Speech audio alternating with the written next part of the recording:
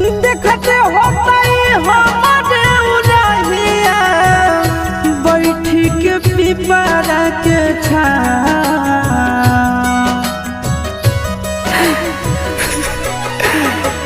देखते होतई हमारे उरहिया बैठी के पिपरा के छाँव। रुक रुक रुक अरे टरेनिया, रुक रुक रुक रे टरेनिया, ले ले चल जनुआ के गाँव। रुक रुक रुक रे टरेनिया।